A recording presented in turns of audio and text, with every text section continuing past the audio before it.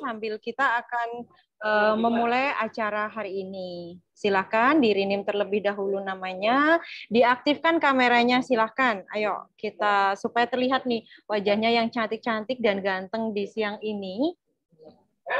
Supaya lebih bersemangat kita ya, ini kuliah umum ketiga nih. Selama 3 minggu berturut-turut kita sudah melaksanakan kuliah umum dan kita sudah mendengarkan berbagai pemaparan materi yang luar biasa dari narasumber-narasumber hebat kita. Ya, oke, silakan. Yang lain, ayo diaktifkan dulu kameranya. Baik. Oke, masih kita tunggu. Silakan yang lain diaktifkan dulu kameranya.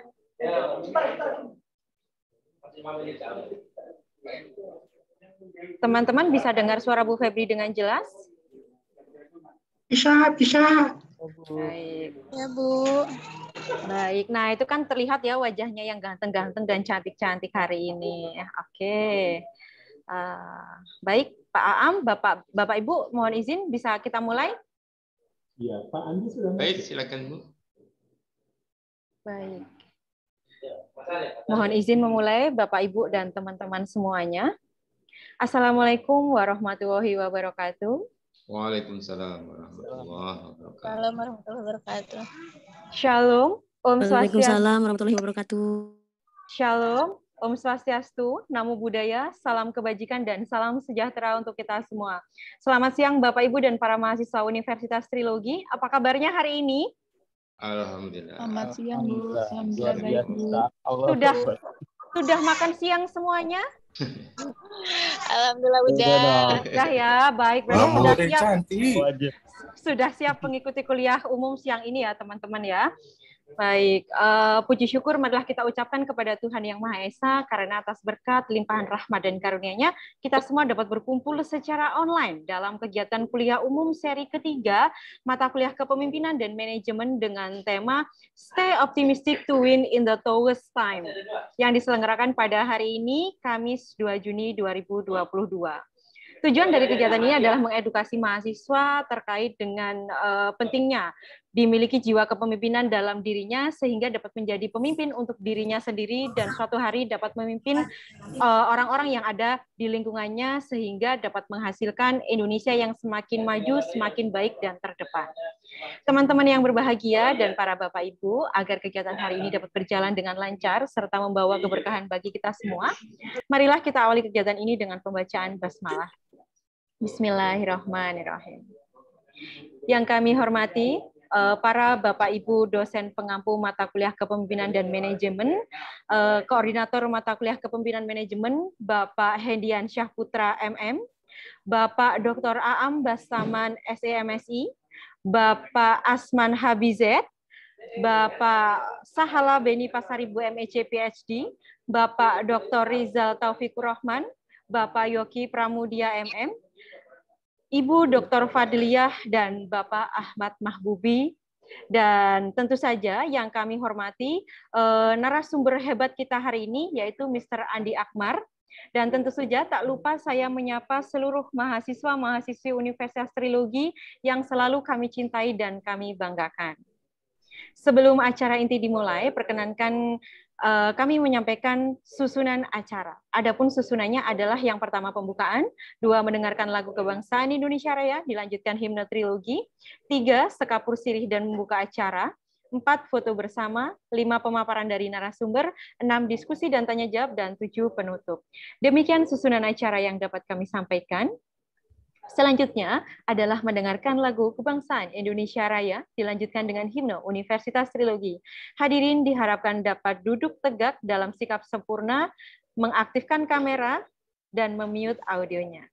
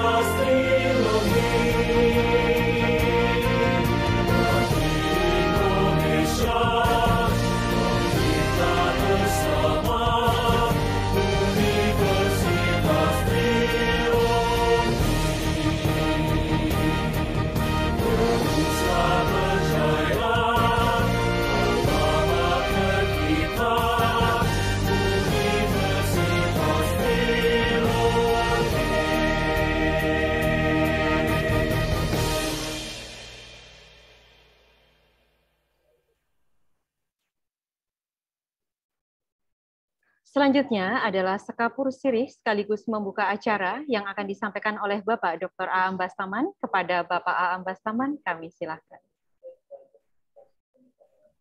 Terima kasih, Bu Febri. Assalamualaikum warahmatullahi wabarakatuh.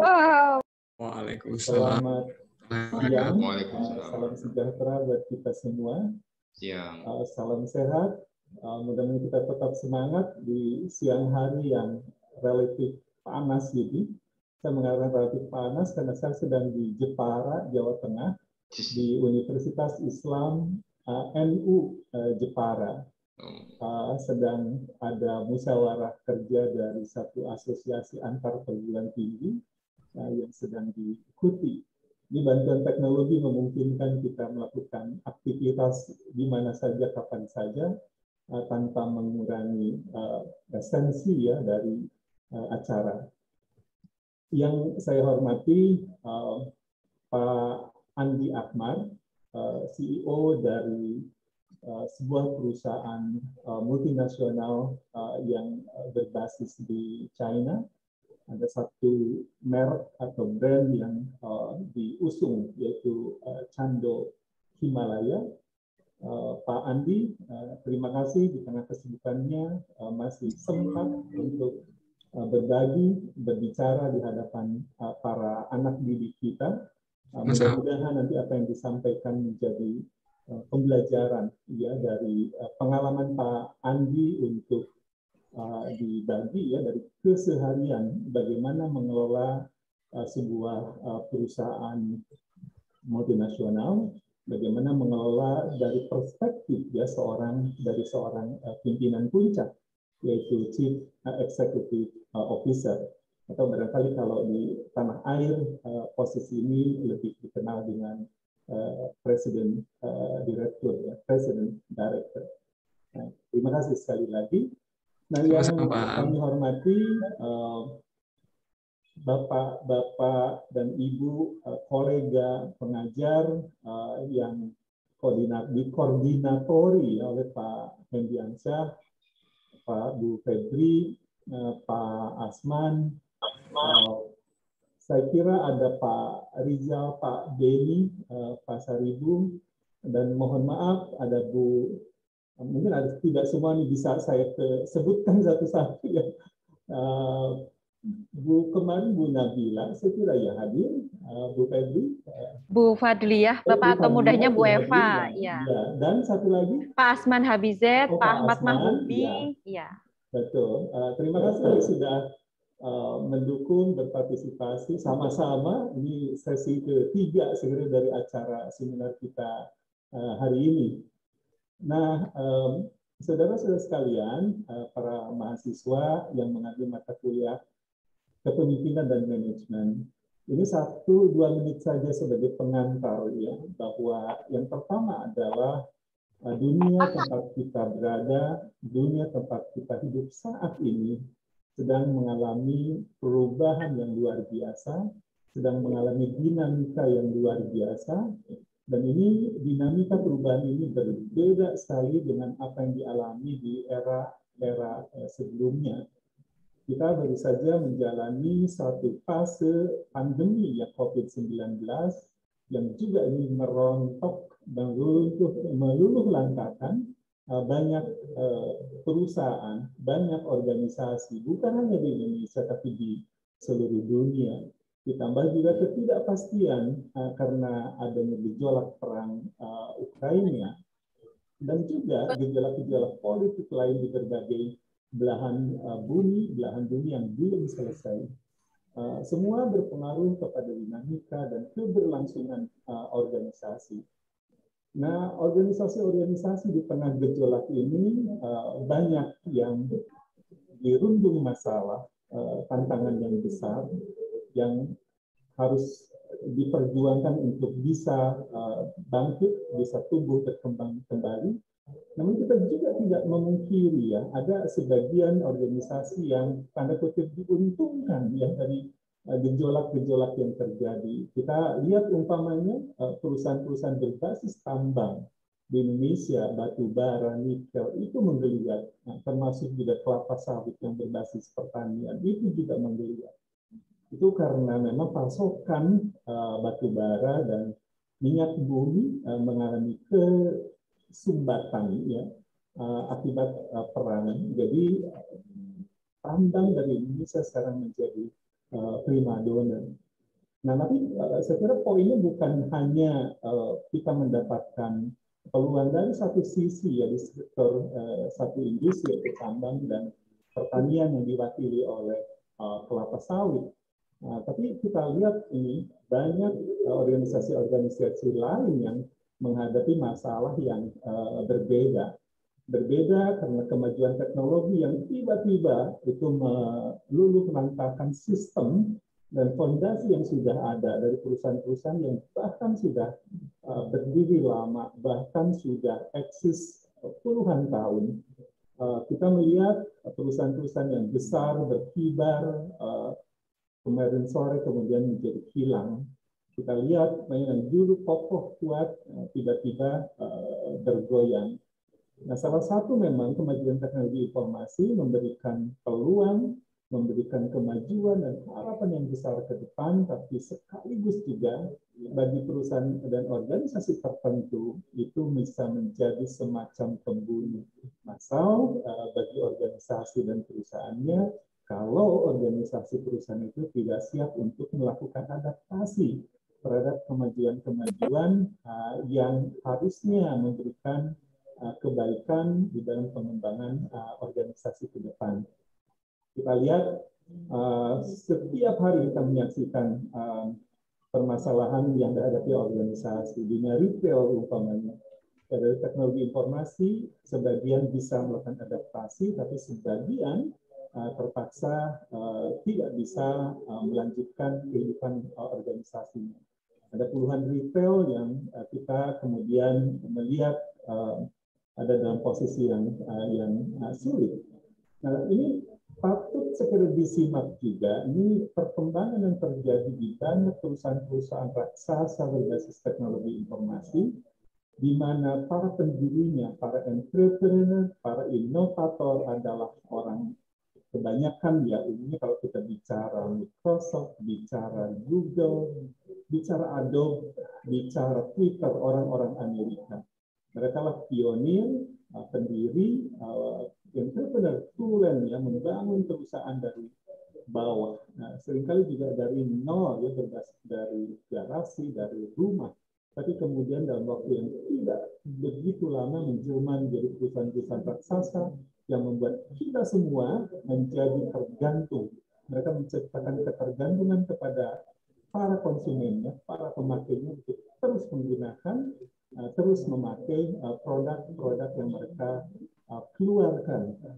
Nah, fenomena yang sangat menarik adalah bahwa ternyata itu di fase kedua, pada saat perusahaan sudah tumbuh dan berkembang, sudah berdiri dengan mapan, kita lihat fenomena ya, rekrutmen regenerasi dari para CEO di banyak perusahaan di Amerika itu diberikan kesempatan kepada para, ya kita sebut orang-orang brilian, pintar, berbakat, itu yang berasal dari India. Ini satu fenomena yang mungkin kita perlu pelajari ya, untuk bagaimana kita meningkatkan kapasitas kita sebagai komunitas, ya, sebagai bangsa, untuk bisa memperkuat ya, kemampuan seperti apa yang ditunjukkan oleh sebagian dari para lulusan pendidikan tinggi di Amerika yang berasal dari India. Kita lihat Google, pendirinya orang Amerika. Kita sudah semua tahu ya, tapi begitu besar dan kemudian diangkatlah seorang Pichai, ya, orang kelahiran India yang sekolah di Amerika, terus kemudian memang talentanya luar biasa dan menjadi CEO. Begitu juga Microsoft. Nah, kalau tadi kita bicara Google, sekarang bicara Microsoft juga tidak berbeda. Merekrut CEO penerus untuk estafet kepemimpinannya itu juga keturunan India, yang nama akhirnya itu Nadella. Kita lihat juga Adobe, itu baru juga merekrut CEO orang India, dan puluhan perusahaan-perusahaan besar di teknologi tinggi Amerika.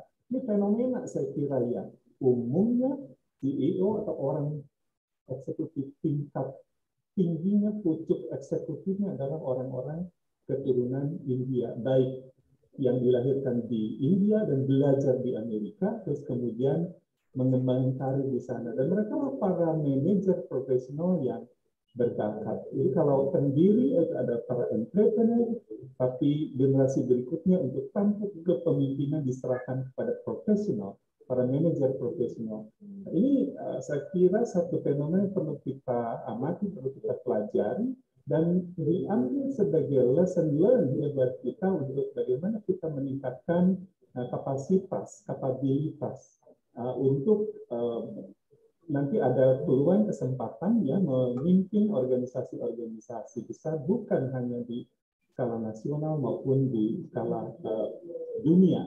Nah, saya kira di era turbulensi ini Pak Andi akan berbicara pengalamannya bagaimana mengelola turbulensi ini secara optimis untuk kemudian justru di era yang dihadapkan pada permasalahan ini dirubah menjadi satu peluang, menjadi satu kesempatan. Nah, dari perspektif tokoh di tanah air, saya salut ya dengan Ibu Sri Mulyani. Pandangan politik bisa beda ya, tapi dari segi profesionalisme kita lihat kiprahnya membawa Indonesia di forum internasional, di forum dunia. Saya kaget ya waktu itu Bu Sri berbicara di setiap forum, semua orang, apakah itu presiden, apakah itu Direktur IMF, World Bank, mendengar. Sri Mulyani ini menurut saya menjadi satu contoh bahwa Indonesia juga memiliki talenta-talenta yang luar biasa ya untuk memimpin lembaga-lembaga bukan hanya di level nasional tapi juga di level internasional, seperti yang ditunjukkan oleh orang-orang India yang sekarang itu memimpin banyak sekali perusahaan-perusahaan teknologi informasi yang besar di Amerika ya. Nah, jadi saran saya, mari kita semua belajar, mari kita terus mengasah ilmu dan juga menimba pengalaman bahwa memang kepemimpinan, kemampuan manajerial itu perlu proses. Itu tidak bisa diciptakan sekaligus. Tapi ada proses, dan ini kesempatan juga buat saudara yang masih berusia 20-an awal itu untuk memulai berpikir meningkatkan kompetensinya ke depan untuk menjadi leaders, untuk menjadi manajer, jadi bukan hanya di perusahaan-perusahaan nasional, tapi juga di dalam perusahaan atau organisasi berskala internasional. Jadi selamat menikmati, selamat belajar, dan saya kira kita harus punya semacam komitmen bahwa life is learning, ya, hidup itu adalah belajar.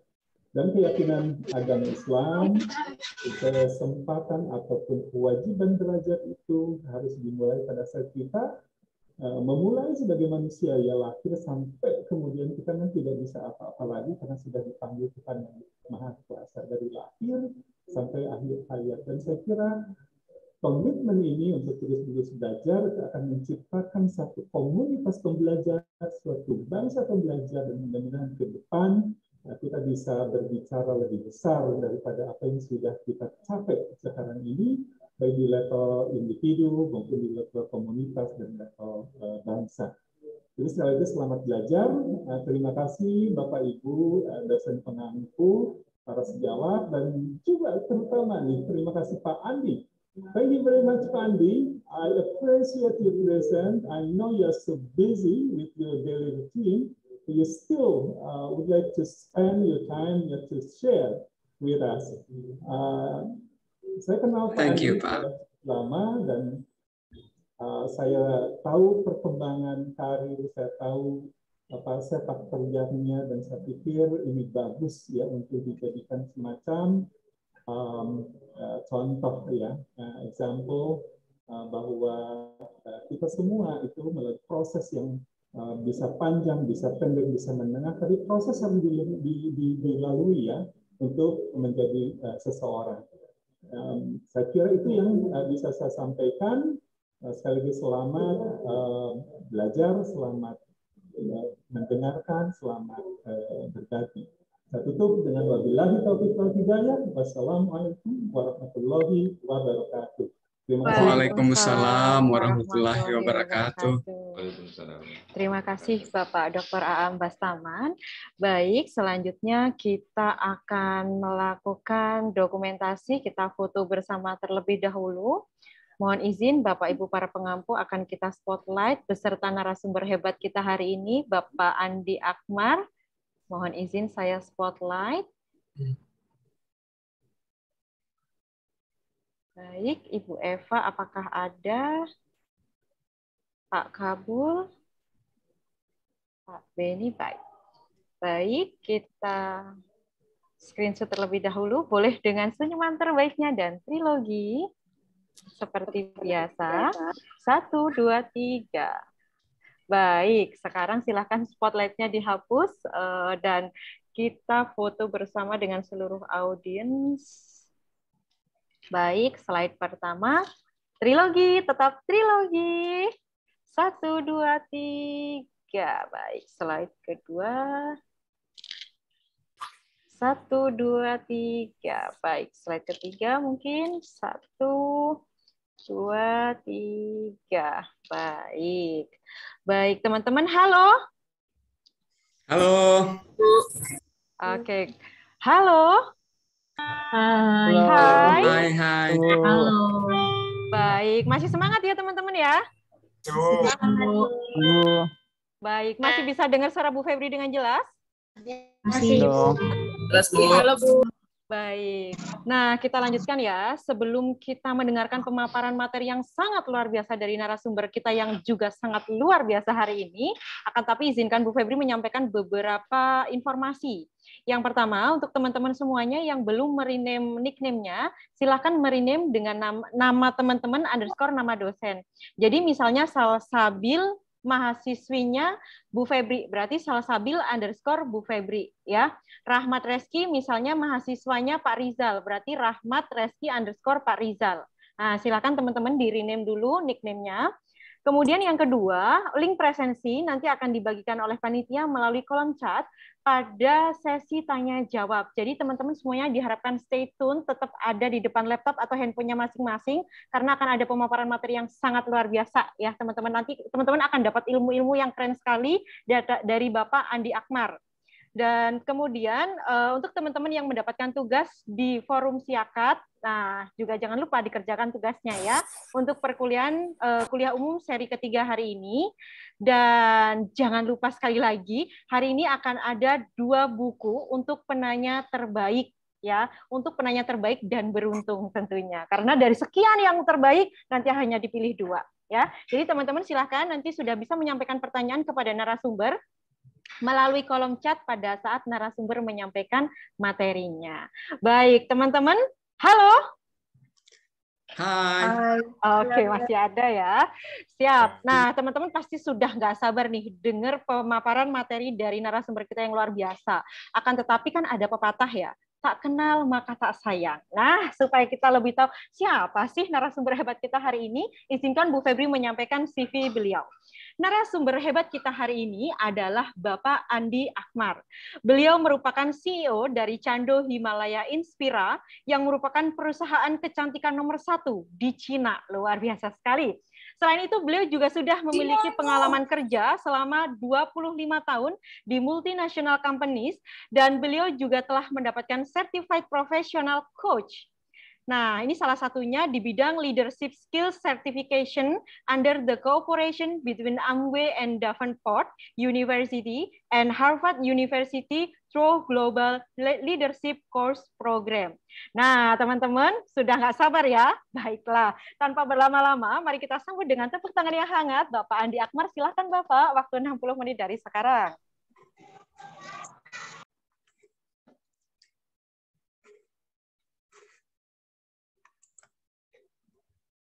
Assalamualaikum warahmatullahi wabarakatuh. Waalaikumsalam warahmatullahi wabarakatuh. Senang, bangga, bersyukur bisa dapat kesempatan yang sangat spesial dari Universitas Keren, Universitas Trilogi untuk bisa berbagi. Mungkin saya istilahkan bukan kuliah, tapi best practices. Saya akan mencoba membagikan pengalaman saya kepada teman-teman semuanya. Saya tahu di sini ada mahasiswa, ada dosen, mungkin ada guru, ada sivitas akademika. Saya akan coba berbagi berdasarkan pengalaman saya. Dan sebelumnya saya mengucapkan terima kasih yang sebesar-besarnya kepada Bapak Dr. Aam Bastaman yang sudah memberikan kesempatan yang sangat istimewa ini. Saya kenal sekali beliau. Beliau ini adalah salah satu role model saya. Waktu kami kerja di perusahaan yang sama beberapa puluh tahun yang lalu, beliau ini yang menginspirasi saya bahwa ketika kita berada dalam sebuah lingkungan, kita bisa membawa pengaruh atau justru kita yang akan dipengaruhi oleh lingkungan itu. Dan Pak Aam ini termasuk yang cukup memberikan pengaruh kepada saya karena beliau adalah salah satu dari sedikit staf di perusahaan multinasional ketika itu yang bahasa Inggrisnya bagus banget gitu. Dan saya perhatiin beliau selalu menggunakan itu setiap hari dan saya terinspirasi sampai hari ini saya berusaha untuk selalu menerapkan apa yang saya belajar dari beliau untuk selalu berbahasa Inggris di setiap kesempatan yang ada. Karena ternyata bahasa Inggris ini adalah bahasa internasional yang bisa menghubungkan kita dengan siapa aja.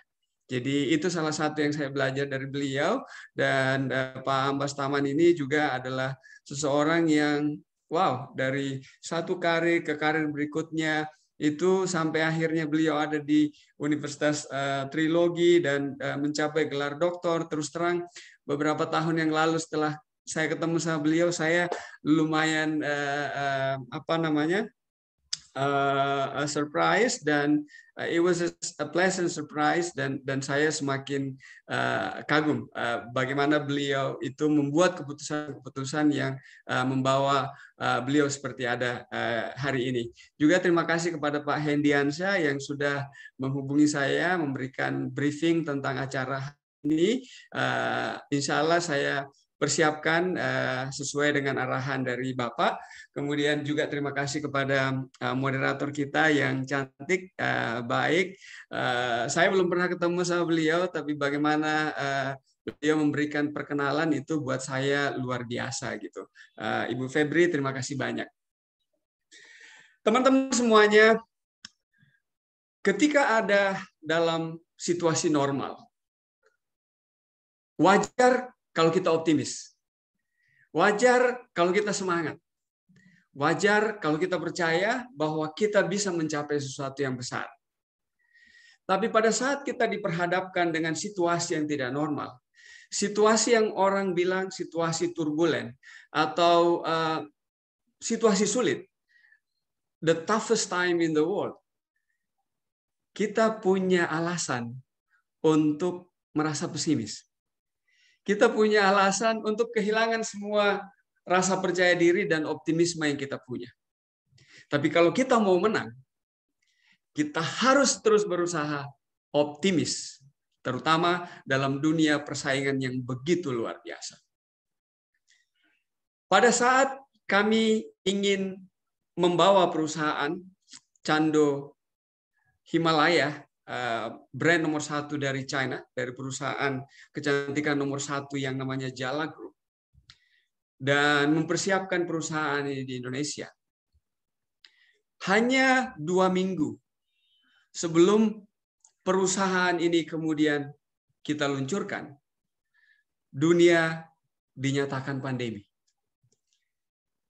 Dan kami sedang dalam persiapan untuk peluncuran dari perusahaan ini. Tentu banyak pertanyaan yang muncul. Apakah kita akan meneruskan? Apakah kita tunda dulu? Atau kita tunggu sampai situasi menjadi lebih baik? Tapi saya bilang, justru pada saat seperti inilah kita perlu memastikan untuk meluncurkan perusahaan ini. Kenapa? Karena pada saat seperti ini, banyak sekali orang yang membutuhkan peluang kerja, lapangan kerja, dan perusahaan ini bisa menjadi salah satu penyedia lapangan kerja buat mereka. Kami memilih untuk membawa produk yang di negara asalnya itu dipasarkan dengan cara konvensional melalui 40.000 gerai di negara asalnya di China. Kami bawa ke Indonesia dengan model bisnis network marketing, model bisnis multi-level marketing yang bisa memberikan dan membuka lapangan kerja bagi orang lain sebagai sumber penghasilan tambahan maupun sumber penghasilan utama. Jadi, dalam paparan saya selama mungkin 45 menit ke depan, saya ingin mencoba menyampaikan beberapa sisi penting yang perlu menjadi bahan pelajaran buat kita ke depan ketika kita ada di dalam dunia bisnis, di dalam dunia korporat, atau di organisasi manapun, untuk kemudian bisa tetap keluar menjadi pemenang ketika kita diperhadapkan dengan situasi yang berubah-ubah. Bisnis tidak selalu mulus. Ada saat di mana kita harus melewati jalan berliku, jalan berlubang, dan ada saat di mana kita akan mengendarai dengan jalan yang lurus dengan kecepatan yang tinggi. Buat saya, there is no problem too big.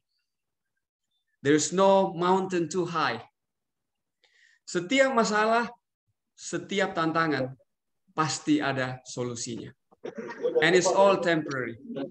Semuanya sifatnya sementara.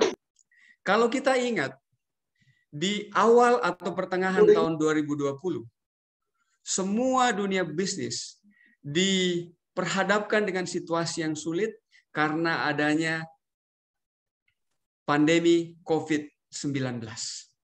Dan hal ini berlangsung bahkan sampai di awal tahun 2022. Tapi menarik sekali, ternyata betul, semua hanya sementara. Karena berdasarkan survei yang dilakukan oleh McKinsey & Company di bulan Maret tahun 2022, untuk pertama kalinya dalam 2 tahun terakhir, ternyata dunia atau pasar mengakui bahwa pertumbuhan ekonomi tidak lagi diperhadapkan dengan momok COVID-19 yang sekarang tinggal 20% faktor resikonya, tetapi sudah beralih ke faktor-faktor yang lain, termasuk geopolitik yang sedang terjadi di Ukraina. Jadi dalam dunia bisnis, semuanya sifatnya sementara. Tantangan yang ada, kesulitan yang ada, itu sifatnya sementara. Sehingga siapa yang bertahan, pada saat tantangan dan masalah itu muncul, merekalah yang kemudian bisa menjadi pemenang. Bahkan dari survei ini, ternyata yang namanya optimisme dalam dunia bisnis itu penting sekali, artinya terhadap pertumbuhan bisnis dan pertumbuhan ekonomi.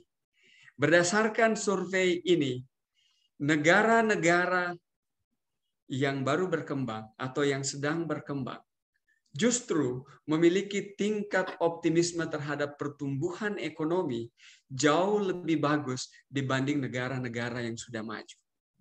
Artinya, mereka-mereka yang sedang dalam proses untuk menata dan mencapai perkembangan dan pertumbuhan tertentu di dalam bisnisnya, justru mereka yang memiliki tingkat optimisme yang jauh lebih besar. Walaupun masalah yang dihadapi sama. Jadi, apa yang orang bilang, it's not how big the problem is, it's how you respond. Jadi masalahnya bukan seberapa besar masalah yang dihadapi, tapi bagaimana kita menghadapi atau merespon masalah yang ada. Kita perlu belajar dari negara-negara yang ekonominya sedang berkembang, yang memiliki optimisme yang sangat tinggi. Karena ternyata optimisme ini punya dampak yang besar sekali terhadap hasil yang kita akan dapatkan nantinya. Pada saat kita berada dalam situasi sulit, situasi yang tidak menentu dalam sebuah organisasi, apakah itu perusahaan seperti perusahaan yang kami jalankan, ataukah perusahaan-perusahaan berupa organisasi pendidikan atau jenis-jenis bisnis yang lain. Ada dua hal penting yang diperlukan untuk membuat organisasi atau perusahaan itu atau bisnis itu tetap berputar dan bertahan menghadapi situasi yang ada, bahkan bisa bertumbuh, yaitu apa yang kita sebut dengan managing and leading. Seringkali kedua hal ini dipisahkan dengan dikotomi. Dikotomi yang namanya memanage dan dikotomi yang namanya nge-lead. Tapi ketika kita berada dalam sebuah organisasi, kedua hal ini adalah dua hal yang nggak boleh dipisahkan satu sama lain. Nggak bisa kita hanya memanage perusahaan, tapi nggak nge-lead organisasi yang ada. Nggak bisa juga hanya sekedar fokus terhadap orang-orangnya dengan nge-lead mereka. Kita perlu melakukan keduanya secara seimbang. Kita hanya perlu memahami apa yang menjadi fungsi dari masing-masing. Kalau kita lihat dalam dunia organisasi, dalam perusahaan, managing atau management itu salah satu tugas utamanya adalah planning. Membuat perencanaan bisnis, membuat budgeting, membuat target, juga organizing. Bagaimana dia mengalokasikan resources yang ada, baik itu berupa human resources ataupun resources yang lain. Dia juga penting untuk yang namanya leading. Bagaimana organisasi ini di-lead dengan baik, karena itu seorang managers itu yang membedakan dengan leaders. Kalau managers fokusnya dia adalah mengorganize, mengelola perusahaan.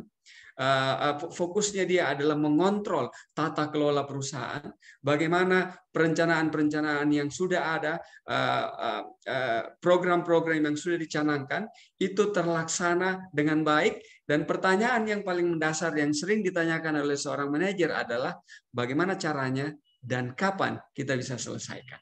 Kapan kita harus kerjakan, kapan kita harus selesaikan. Bagaimana dan kapan aja nggak cukup. Karena dalam dunia bisnis perlu ada yang namanya why and what. Kenapa ini kita perlu lakukan? Kenapa ini penting buat perusahaan? Kenapa hal ini nggak boleh kita lewatkan? Kenapa kita harus fokus terhadap kegiatan yang seperti ini misalnya?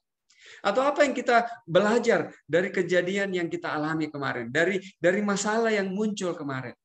Pertanyaan seperti ini harus muncul beriring dengan pertanyaan how and when yang biasanya ditanyakan oleh seorang manajer. Jadi seorang leader itu adalah mereka yang bisa mempengaruhi timnya, mempengaruhi orang lain untuk melakukan apa yang perlu dilakukan untuk mencapai goal bersama. Jadi yang satu menggerakkan organisasi dari segi prosesnya, yang satu menggerakkan organisasi dalam hal ini leader dari segi human resources-nya. Bagaimana orang-orang ini kemudian memberikan respon yang sesuai untuk menghasilkan apa yang ingin dicapai oleh perusahaan. Perlu ada inovasi dan seorang leader biasanya nggak menggunakan posisinya atau jabatannya atau powernya untuk membuat orang lain melakukan apa yang perlu dilakukan, tapi dia menginspirasi. Nanti saya akan cerita bagaimana seorang leader dan seorang manajer bisa memainkan peran ini dengan sama baiknya. Sebuah organisasi, sebuah perusahaan akan besar, akan dinamis ketika dia memiliki visi. Salah satu visi yang kami canangkan, visi besar yang kami canangkan di Cando Himalaya Inspira, adalah kami ingin menjadikan perusahaan kami sebagai peluang bisnis kecantikan yang terbaik dari Asia. Kami percaya bahwa kalau parent company kami bisa menjadi perusahaan kecantikan nomor 1 di China, kalau kita bawa produk yang sama dan menerapkan model yang memungkinkan produk ini bisa diterima dan dipasarkan dengan semangat oleh orang-orang yang memasarkannya, maka kita bisa menjadi besar. Karena itu, dalam situasi yang tidak menentu, ketika tantangan besar muncul, seringkali kita diperhadapkan pada situasi di mana kita akan kehilangan visi, kehilangan arah, kehilangan fokus yang kita ingin capai secara jangka panjang. Karena itu, salah satu yang perlu dimiliki oleh seorang pemimpin puncak dari sebuah perusahaan adalah kemampuan untuk memegang teguh visi dari perusahaan. Perusahaan kita bisa mengalami kejatuhan, perusahaan kita bisa mengalami kemunduran, penjualan kita bisa mengalami penurunan. Tetapi semua itu harus kita percaya sebagai sesuatu yang sifatnya sementara. Visi besar kita harus tetap menjadi payung buat kita untuk terus bergerak, berjuang, supaya kita bisa keluar dari situasi sulit yang kita hadapi. And one of the other things, salah satu hal lain yang juga sangat penting artinya bagi keberlangsungan sebuah perusahaan dalam situasi yang seperti ini adalah misinya. Kita harus memastikan bahwa misi besar yang dimiliki oleh perusahaan ini benar-benar kita hidupkan, benar-benar kita junjung tinggi, benar-benar kita jadikan sebagai pendorong semangat, sebagai motivasi yang kita sebut sebagai purpose, business purpose gitu ya. Apa yang membuat bisnis kita ini ada? Apa yang membuat kita perlu berjuang untuk memastikan bahwa bisnis ini tetap eksis, bisnis ini tetap sustain melalui situasi sulit yang sedang kita hadapi. Misi adalah sesuatu yang akan membesarkan hati kita. Kalau saya ambil perusahaan saya sebagai contoh, misi kami sangat sederhana. Misi kami adalah misi pemberdayaan. Kami ingin melahirkan 100.000 beauty entrepreneur di seluruh Indonesia. Kami ingin melahirkan 100.000 orang yang memiliki bisnis kecantikan secara mandiri dan menjadi sumber penghasilan tanpa batas. Jadi kalau kami tergoda untuk putus asa, berkeluh kesah, untuk merasakan pahitnya situasi yang ada, kami ingat kembali bahwa misi kita terlalu besar untuk membiarkan masalah yang hanya sifatnya sementara menghentikan langkah kita untuk mewujudkan misi tersebut. So keep your mission alive. Corporate culture juga sangat penting. Saya dengar ada satu peribahasa Inggris bilang begini, culture, it's strategy for breakfast every day. Jadi semua hal yang kita lakukan untuk mewujudkan misi dan visi kita, itu harus bercermin kepada budaya yang kita usung. Kita harus menghidupkan budaya itu dalam interaksi kita secara internal maupun secara eksternal. Internal dengan staff dan manajemen tentu saja, eksternal dengan vendor, dengan klien, dengan customer. Budaya ini harus tercermin dari apa yang kita lakukan, walaupun situasi bisnis tidak seideal seperti yang kita harapkan. Strategi pada saat cuaca lagi bagus, bisnis lagi mulus, semuanya lagi oke, itu asik banget. Karena masing-masing bagian tinggal membuat strategi masing-masing untuk mendukung strategi besar yang dibuat oleh perusahaan, dan insya Allah jalan, karena semuanya sudah ada dalam kerangka yang biasa. Tapi pada saat situasi sulit, alignment terhadap strategi ini penting sekali artinya. Kita harus berusaha untuk menyelaraskan. Kita perlu memastikan bahwa apa yang dilakukan oleh teman-teman kita di operation itu bisa mendukung apa yang menjadi perhatian dari teman-teman kita di bagian finance. Apa yang diharapkan oleh teman-teman kita di finance itu juga harus tercermin dari strategi yang dibuat oleh teman-teman yang ada di bagian marketing ataupun bagian sales. Karena setiap strategi itu akan membutuhkan biaya. Betul nggak? Setiap strategi itu membutuhkan resources untuk kita gunakan.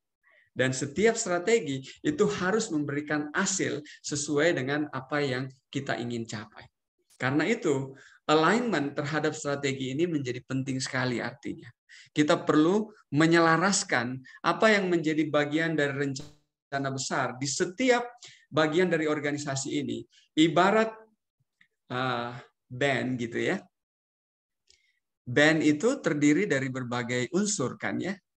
Ada vokalisnya, ada gitarisnya, ada drummernya, ada apa lagi? Ada bass, pemain bassnya gitu ya.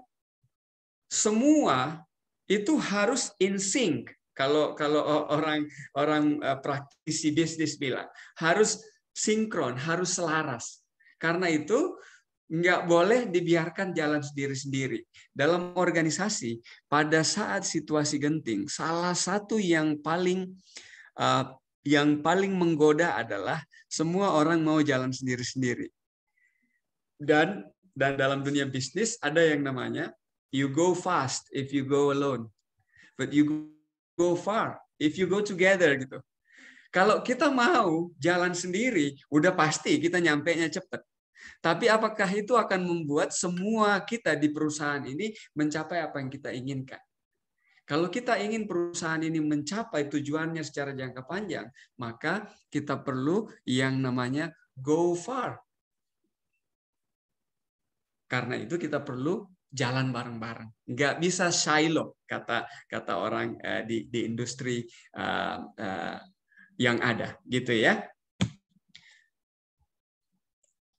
Setiap bagian dan setiap individu dalam organisasi itu memiliki peran dan kontribusi yang sangat besar. Sama besarnya sesuai dengan porsi masing-masing, sehingga nggak ada satupun yang boleh dibiarkan terlewatkan supaya perusahaan ini bisa mencapai apa yang menjadi tujuan besarnya. Jadi goal, ada yang namanya goal secara corporate, ada yang namanya goal secara departemen, ada yang namanya goal secara individual, gitu ya. Dan setiap kita harus mencerminkan goal kita terhadap goal besar. Kalau kita menjadi seorang manajer dari satu divisi atau salah satu departemen, goal yang kita buat itu harus selaras dengan apa yang ingin dicapai oleh perusahaan secara garis besar. Gitu ya. Dan di dalam departemen ini juga ada individual staff yang memainkan peran yang berbeda. Jadi setiap kita nanti sebagai staff maupun manajemen tim itu akan punya goal pribadi-pribadi. Dan ini penting buat kita sebagai mahasiswa. Ini adalah salah satu yang buat saya penting sekali, artinya yang nggak pernah kita pelajari di bangku kuliah dulu. Setidaknya saya sekitar 28 atau 30 tahun yang lalu ketika masih kuliah, saya nggak pernah belajar tentang itu. Ternyata goal ini penting sekali untuk bisa mendukung tercapainya strategi, misi maupun visi dari perusahaan. Jadi, goal ini hanya bisa tercapai kalau kita komitmen. We had to commit to our goals. Rencana untuk mencapai goalnya boleh berubah. Caranya mencapai goal boleh berubah. Jalan yang kita pilih untuk mewujudkan goal itu boleh kita selaraskan dengan situasi yang ada. Tetapi goal itu harus tetap kita pertahankan. Karena itulah yang akan membuat strategi-strategi kita secara garis besar yang kita sebut dengan impian-impian dari perusahaan ini kemudian bisa terwujud. Jadi goal sangat penting untuk dipegang teguh. Kita nggak boleh bikin goal kemudian setengah jalan udah takut. Nah, ada satu tips nih kalau kita mau bikin goal. Salah satu tips untuk bikin kita semangat, untuk bikin kita optimis mencapai goal kita adalah kita perlu bikin goal yang reasonable. Kalau orang bisnis sebutnya dengan SMART ya. Specific, measurable, attainable, realistic, and time bound gitu. Sesuatu yang benar-benar penting buat kita, dan kalau kita ukur dari kondisi kita sekarang, untuk mencapai itu dalam kurun waktu tertentu, kita percaya kita punya resources untuk mewujudkannya, dan kita percaya kita punya skills untuk memastikan bahwa itu bisa tercapai dalam kurun waktu tertentu. Itu yang akan bikin kita jadi semangat dan komit terhadap goal. Nah, ini bagian yang menurut saya juga penting banget untuk diingat sama anak muda zaman sekarang ini. Kita perlu punya yang namanya fighting spirits. Orang bilang, winners are fighters. Hampir semua pemenang yang kita lihat di luar sana adalah para pejuang tangguh. Adalah mereka yang terus berjuang dan pantang menyerah. Pantang mundur. Seperti lagu Indonesia Raya yang kita nyanyikan sama-sama. Itu semua bisa kita capai karena pendahulu kita pantang mundur. Mereka punya jiwa pejuang yang sangat tangguh. Kita melihat banyak fenomena. Ketika perusahaan lagi normal-normal aja putarannya, itu banyak sekali orang yang kemudian mau datang melamar ke perusahaan kita.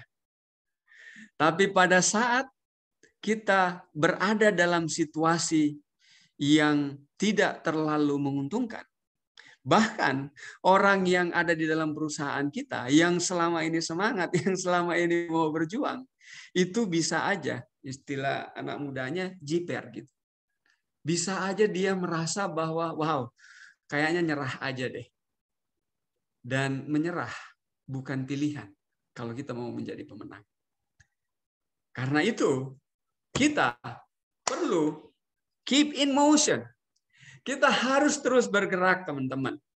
Anda perhatiin, kalau Anda sedang duduk makan di mall, siapa yang terlihat oleh Anda?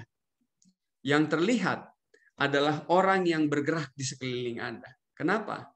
Karena benda bergerak itu memiliki daya tarik yang luar biasa.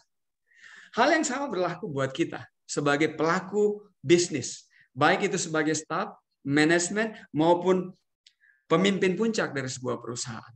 kita harus terus bergerak. Saya kasih cerita sedikit ya. Sejauh ini teman-teman ngikutin nggak ya? Ngikutin ya. Kalau ngikutin tolong tulis angka 10. Saya mau lihat di kolom chatnya. Tulis angka 10 kalau Anda ngikutin ya. Kalau Anda sejauh ini semangat, tolong tulis angka 100. Kalau nyambung dan senang sama gaya penyampaiannya, tolong tulis angka 100, teman-teman. Ini saya mau kasih cerita yang buat saya itu saya sendiri merinding kalau saya ingat. Oke. Teman-teman perlu ingat, perusahaan kami ini diluncurkan di masa pandemi. Di bulan Oktober tahun 2020.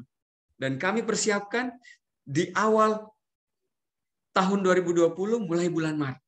Jadi dalam waktu 6 bulan kami mempersiapkan peluncuran dari perusahaan ini. Dan banyak hal yang menarik yang terjadi selama itu. Bahkan ada beberapa vendor kami sampai perusahaan ini diluncurkan kami nggak pernah ketemu langsung. Karena nggak bisa orang ketemu zaman itu ya. Semua orang jadi menjadi sumber petaka ketika itu orang percaya gitu. Tapi kalau kita mau sukses kita harus keep in motion. Di pertengahan tahun 2021, setelah bisnis kami udah mulai berjalan, selama beberapa bulan,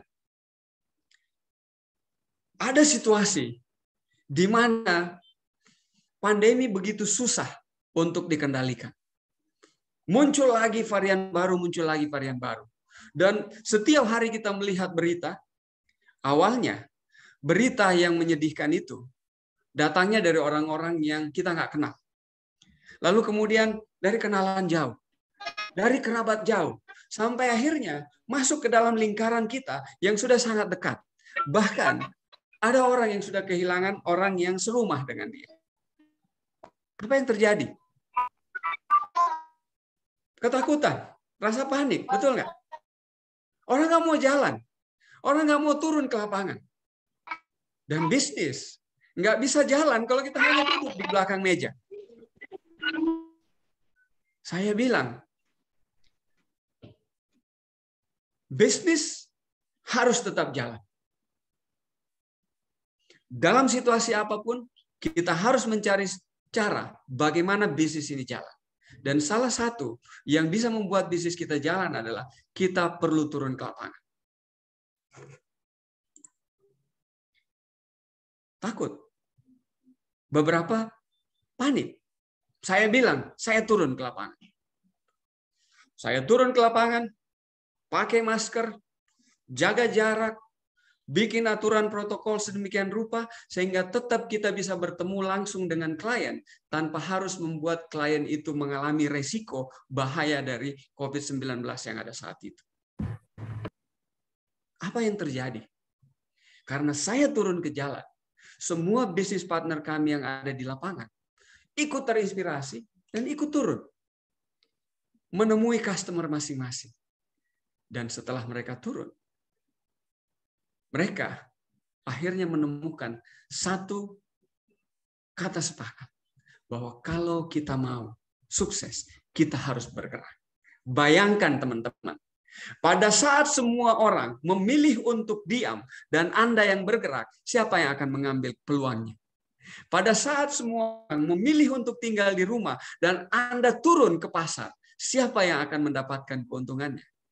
Pada saat semua orang ketakutan dan memilih untuk berbisnis dengan cara yang sangat aman, pada saat Anda berani mengambil resiko dan terus bergerak, siapa yang akan mendapatkan peluangnya? Setuju nggak? Kalau Anda lah yang akan mendapatkan peluangnya. Setuju banget.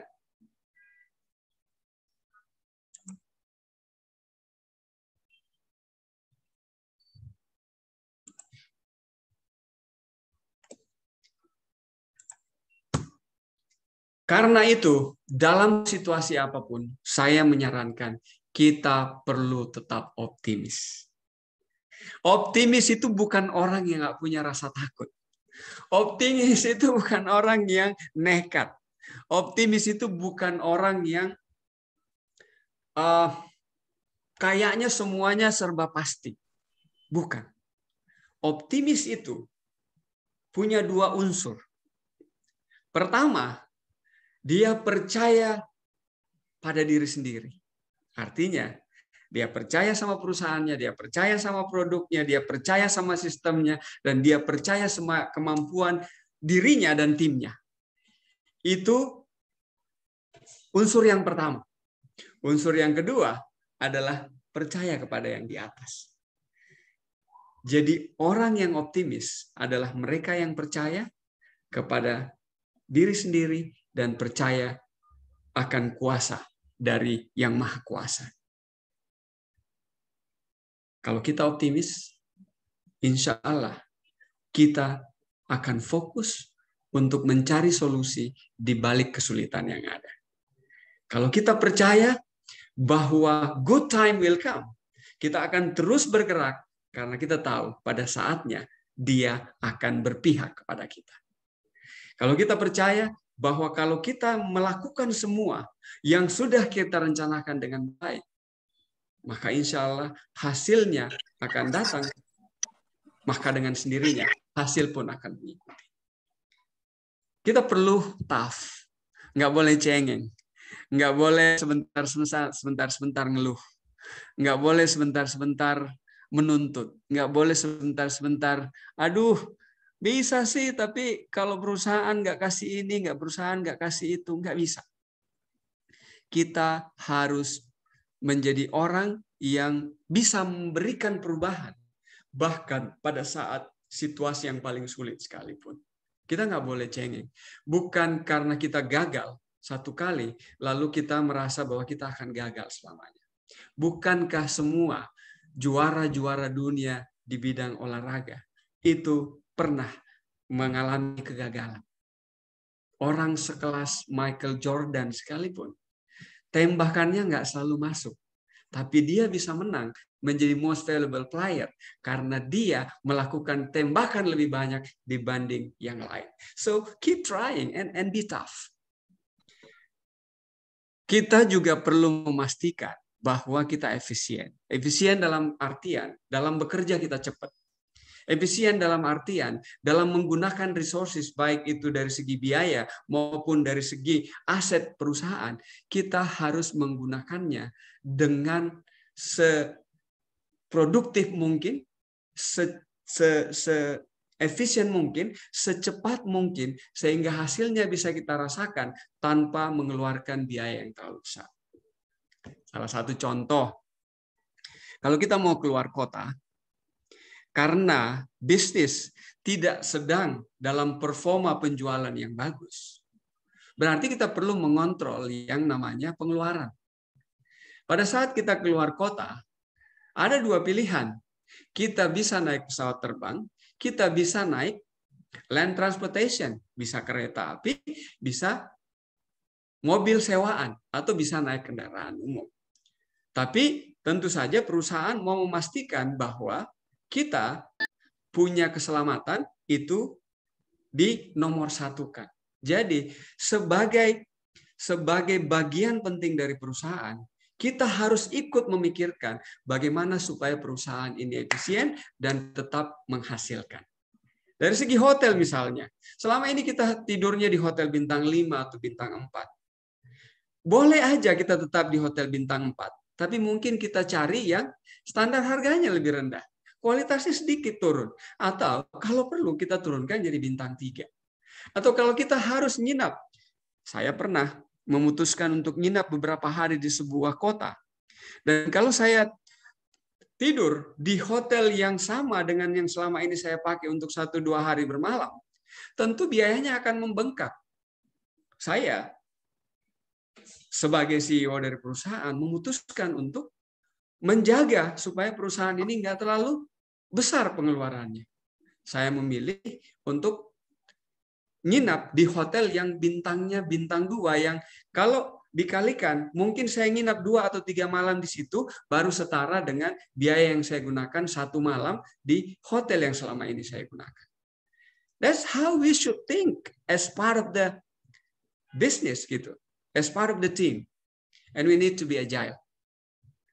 Nggak bisa kita hanya mengandalkan hal-hal yang selama ini kita percaya memberikan hasil.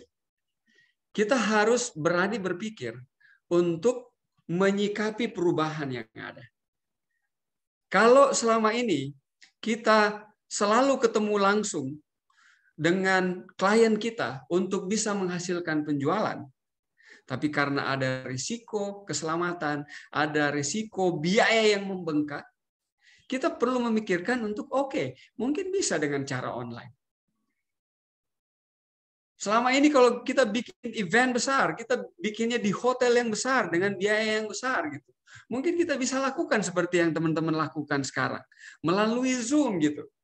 Dan cepat, praktis, biayanya pun sangat ringan. So we need to be agile and we need to take the risk gitu.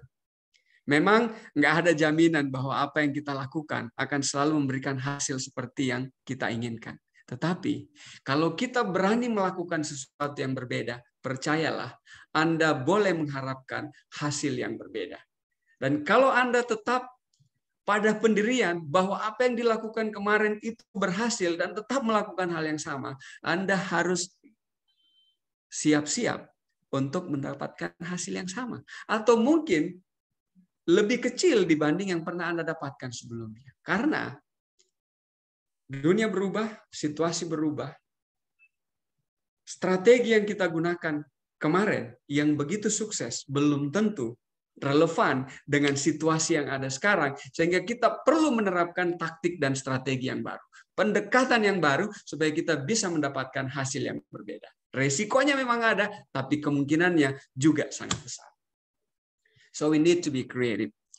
Kita perlu mencari berbagai macam cara supaya kita bisa menghasilkan apa yang kita ingin hasilkan dalam situasi yang berubah dibanding situasi normal yang kita lalui saat ini. Banyak hal yang kita bisa lakukan secara kreatif. Sistem pelatihannya kita bisa lakukan secara online. Tidak harus semuanya secara offline. Kita harus maksimalkan sosial media yang saat ini benar-benar menjadi alat yang sangat luar biasa untuk menggerakkan bisnis. Kita harus menggunakan semua resources yang kita miliki untuk bisa menghasilkan ide-ide kreatif yang baru. Jadi kreativitas juga sangat penting artinya untuk bisa melalui situasi sulit yang tidak lazim yang kita hadapi. Empowerment. Pemberdayaan tim ini adalah sesuatu yang seringkali kita lupakan pada saat kita berada dalam situasi yang tidak biasa. Kenapa? Karena cara yang paling instan untuk menghasilkan adalah meminta orang yang sudah sangat menguasai bidang tersebut untuk melakukannya. Meminta orang yang sama untuk melakukannya. Hasilnya tentu ada. Tetapi kalau kita percaya bahwa tim akan membuat bisnis kita berjalan lebih cepat, menghasilkan lebih bagus, maka pemberdayaan dari tim ini adalah sesuatu yang sangat penting. Saya ambil contoh. Pada saat kami melakukan kegiatan, event di luar kota, dalam situasi normal, yang berangkat perlu ada 2 orang, perlu ada 3 orang yang ngedrive kegiatan bisnis itu. Apa yang terjadi? Tentu biayanya besar. Dan risiko pun besar. Karena kalau saya bicara tentang pandemi, bukan cuma risiko biaya, tapi risiko keselamatan. Kalau 3 orang yang berangkat, berarti 3 orang yang akan terpapar terhadap risiko yang mungkin muncul. Jadi, yang saya lakukan adalah pemberdayaan. Saya memberdayakan mitra bisnis kami yang ada di luar kota untuk menjadi pengisi acara dari kegiatan itu. Gimana saya melakukannya? Saya training mereka on the spot. Sehari sebelum acara, saya ajarkan mereka tentang bagaimana dia menghandle bagian-bagian yang saya delegasikan. Dan luar biasanya teman-teman. Setelah 2 kali, 3 kali, 4 kali, 5 kali, mereka justru akhirnya menjadi bagian dari tim yang jauh lebih reliable dibanding yang pernah saya bayangkan sebelumnya. Kenapa? Karena proses training on the spot telah membuat dia mendapatkan ilmu dan skill yang baru, sehingga saya bisa menghemat bukan hanya sekali itu aja, tapi secara jangka panjang. Setiap kali saya mengadakan event, saya tinggal melibatkan mereka dan meminta mereka untuk memilih siapa yang akan mewakili tim-tim yang ada di kota yang saya akan datangi. Kalau kita bicara dengan tim internal, mungkin kita perlu mengeluarkan biaya sedikit untuk memberikan program buat tim kita untuk mengikuti kursus tertentu. Supaya apa? Supaya dia lebih menguasai bidang yang dia lakukan. Dan dia jadi lebih efisien di dalam bekerja pada akhirnya. Walaupun di awal kita mengeluarkan sedikit biaya. Jadi kita perlu mendelegasikan. Dan yang ketiga, kita perlu melakukan yang namanya pendelegasian.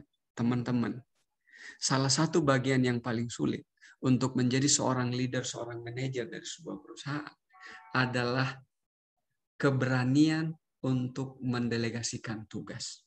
Karena setiap yang namanya pendelegasian tugas ada risikonya. Dikerjakan dengan baik, hasilnya akan bagus. Dikerjakan dengan tidak sebaik yang biasa kita lakukan, hasilnya sedikit berkurang dibanding yang biasanya kita lakukan. Tetapi kita perlu ingat bahwa semua itu sifatnya sementara.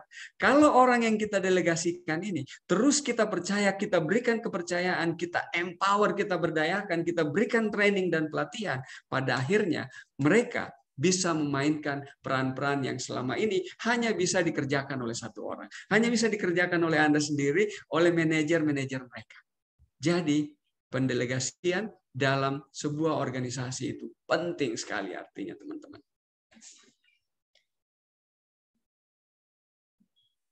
Sukses akan kita capai kalau kita punya tim yang solid. Anda boleh hebat, tapi kalau tim Anda tidak Anda bentuk sebagai tim yang hebat, pada akhirnya Anda akan bekerja sendiri dan hasilnya udah pasti jauh lebih kecil dibanding ketika Anda punya tim yang terdiri dari 2 orang, 5 orang, 10 orang, 100 orang yang hebat, yang bisa memainkan peran yang berbeda. Dan ini bagian yang terakhir, teman-teman. Salah satu hal yang paling menantang dalam situasi sulit seperti ini adalah rasa memiliki.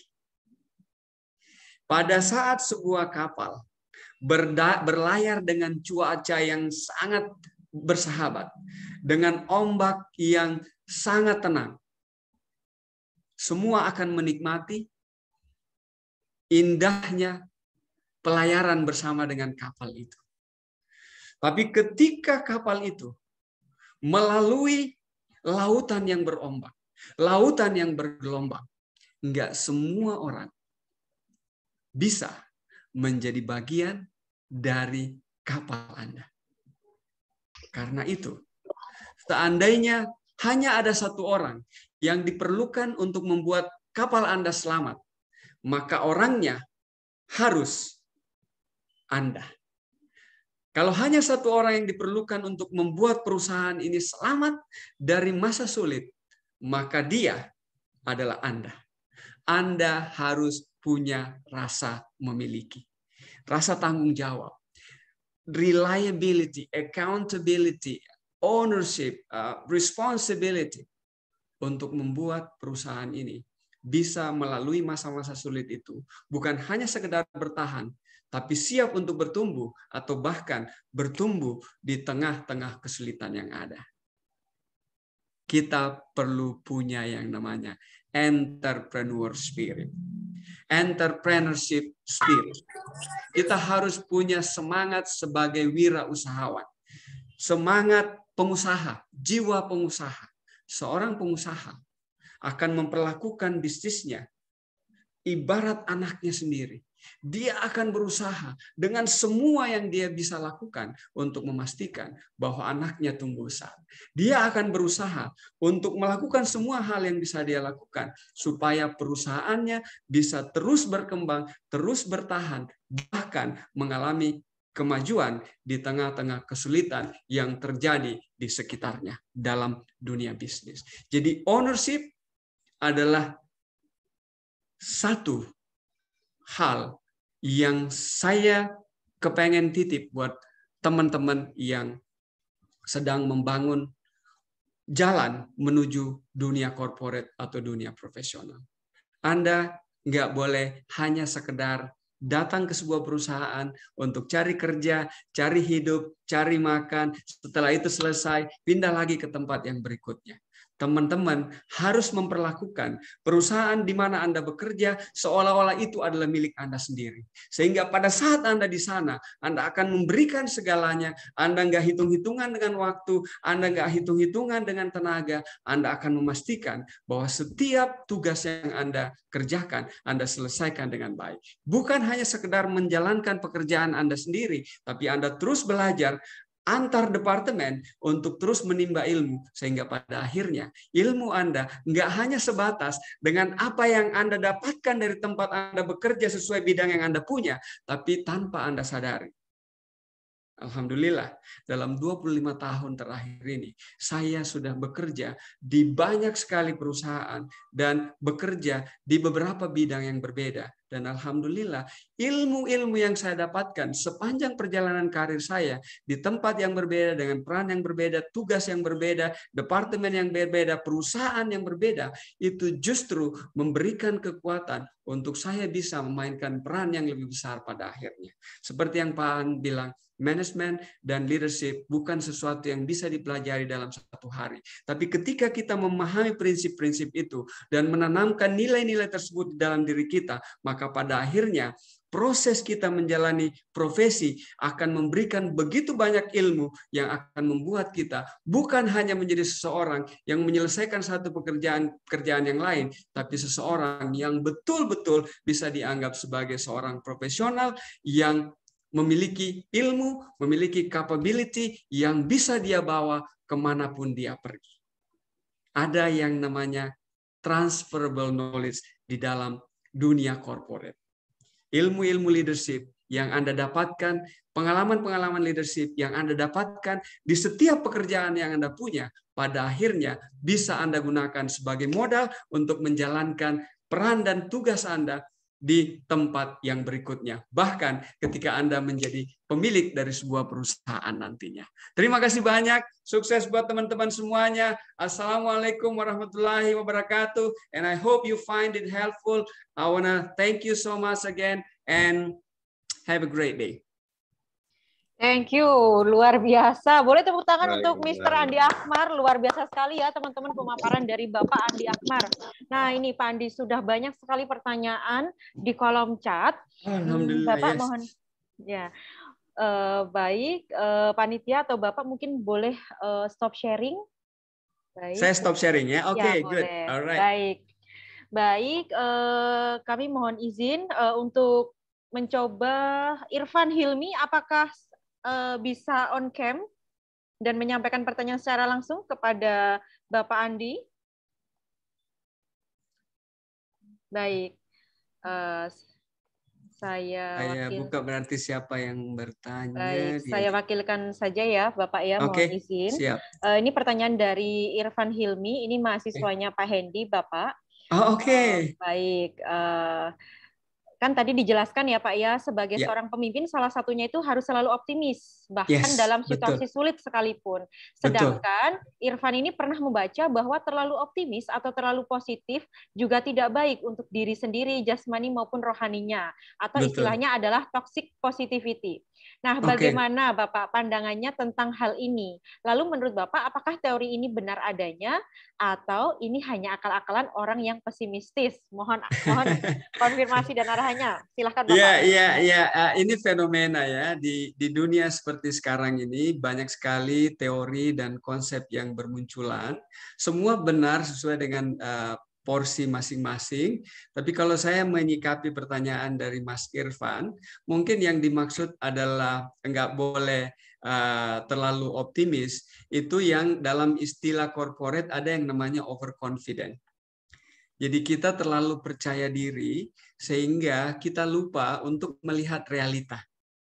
Seorang yang optimis itu bukan mereka yang overconfident. Bukan mereka yang buta terhadap situasi. Tapi orang yang optimis adalah berani melihat realita itu sebagai sebuah realita yang sifatnya sementara. Sebuah realita yang justru bisa dirubah kalau kita mau melakukan sesuatu untuk mengubahnya. Salah satu contoh, kalau kita ngelihat COVID-19 ini sudah 2 tahun, dalam banyak hal orang pasti akan pesimis gitu. Mungkin udah nggak bisa lagi lah kita mengatasi situasi bisnis dalam kondisi yang seperti ini. Ternyata yang namanya masalah itu sifatnya nggak permanen. Dia sifatnya sementara. Yang permanen adalah visi kita terhadap masa depan kan ya. Dari perusahaan. Kita mau membuat perusahaan kita ini maju sehingga walaupun situasinya sulit, kita perlu tetap optimis bahwa situasi yang seperti ini sifatnya sementara dan pada akhirnya akan berlalu kalau kita melakukan sesuatu. Dia nggak akan berlalu kalau kita tinggal diam. Kita akan dikendalikan oleh situasi. Justru kita yang harus mengendalikan situasi. Orang bilang, kita cari peluang. Kalau saya bilang, kita ciptakan peluang. Saya bawa bisnis ini ke Indonesia, kalau saya hanya mencari peluang, saya nggak perlu bikin ini dengan model bisnis MLM. Cukup dengan mengadopsi model yang sama yang sudah terbukti sukses selama 21 tahun, insya Allah sukses karena modelnya sudah terbukti. Tapi saya ngelihat bahwa produk yang bagus ini, yang kualitasnya luar biasa, hanya bisa dijangkau oleh sebagian orang. Kalau kemudian saya jadikan ini sebagai sebuah produk melalui bisnis yang memungkinkan orang untuk justru menghasilkan uang dari produk itu, bukan hanya sekedar mengeluarkan uang, maka dia bisa memberi nilai tambah buat masyarakat yang ada. Jadi nggak apa-apa optimis Mas Irfan, tapi jangan terlalu optimis. Lihat realita dan lakukan sesuatu sesuai dengan apa yang Mas Irfan percaya bisa membawa perubahan. Jadi optimis itu adalah melakukan sesuatu yang kita percaya bisa memberikan perubahan. Orang pesimis tinggal diam dan menunggu situasi berlalu, betul nggak? Yes. Semoga terjawab ya Mas Irfan ya. Baik. Terima kasih penjelasannya. Sama-sama. Terima kasih Pak Andi. Kita lanjut ke pertanyaan dari Kos Hiratut. Kos Hiratut, apakah ada di Zoom? Ada Ibu.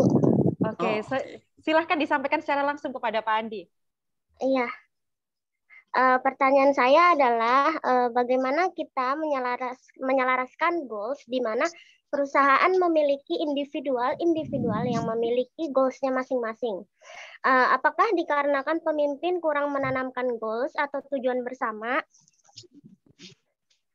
Kemudian, apakah kita harus mengandalkan pemimpin saja untuk mampu menyatukan orang-orang? Nyatanya, kita sebagai pemimpin tidak dapat memilih orang yang mampu mendengarkan kita.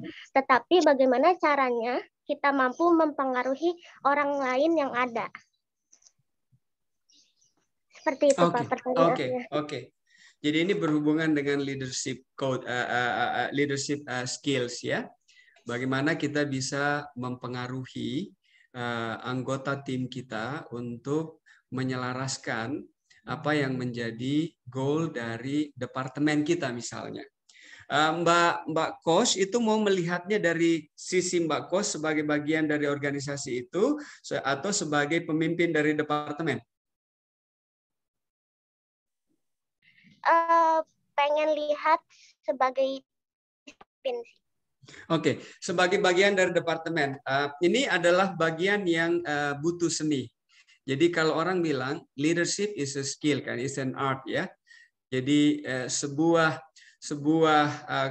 skill kepemimpinan itu adalah sebuah seni yang memungkinkan seseorang untuk bisa mempengaruhi orang lain untuk melakukan sesuatu yang dianggap penting, sehingga orang tersebut mau melakukannya supaya tujuan bersama bisa tercapai. Oke, jadi ada beberapa hal yang perlu dilakukan oleh seorang pemimpin dari sebuah departemen misalnya untuk menyelaraskan goal. Yang pertama, dia perlu melihat dulu goal besar dari perusahaan ini apa. Oke, setelah dia lihat goal besar dari perusahaan ini apa, kemudian dia coba terjemahkan ke dalam goal dari departemennya. Ada dua cara untuk membuat goal secara departemen. Setiap departemen itu punya yang namanya kepala-kepala divisi atau subdivision di dalam departemen itu. Ada dua cara.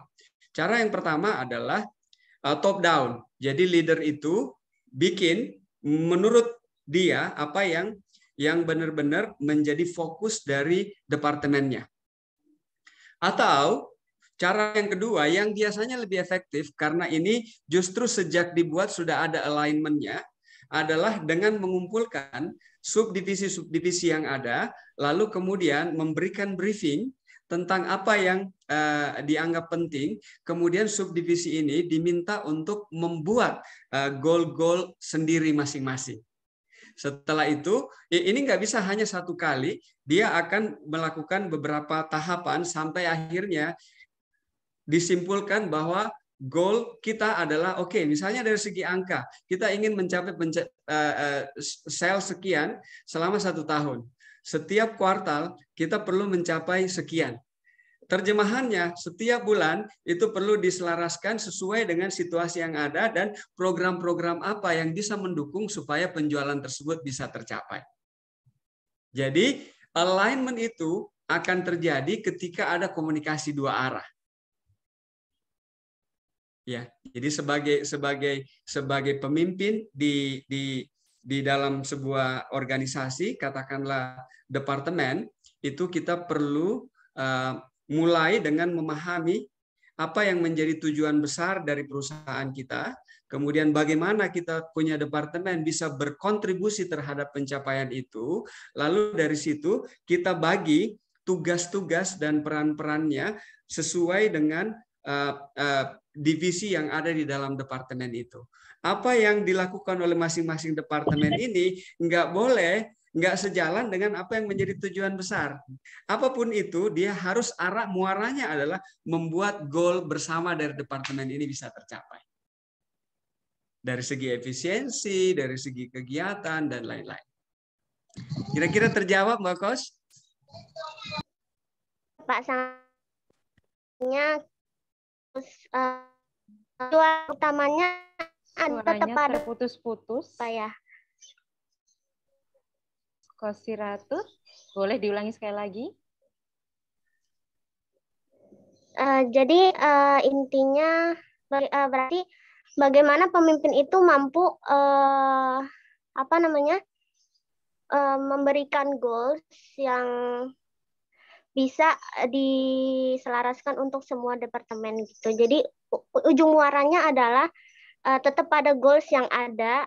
Meskipun departemen memiliki goalsnya masing-masing, tapi muaranya adalah tujuan bersama untuk mencapai tujuan bersama yang harusnya sudah menjadi goals perusahaan gitu. Betul. Jadi bagaimana mengkomunikasikan hal tersebut kepada tim sehingga tim bisa melihat bahwa ini arah yang ingin kita capai. untuk mendukung ini yang saya akan lakukan di departemen saya masing-masing. Nah, di dalam subdivisi itu nanti ada individual staff kan ya. Masing-masing staff itu kan punya fungsi ya Pak ya, punya pekerjaan. Pekerjaan itulah yang kemudian akan dia pertajam goal masing-masing. Sehingga semua orang merasa menjadi bagian dari tercapainya goal tersebut. Oke, baik Pak. Sangat terjawab. Terima kasih banyak. Baik, terima kasih. Kita boleh lanjut ke pertanyaan ketiga ya, Pak Andi ya. Yes. Baik, kita lanjut ke Vina Melani. Vina, apakah ada di Zoom? Hadir, Ibu. Silahkan disampaikan secara langsung. Baik, Ibu. Terima kasih.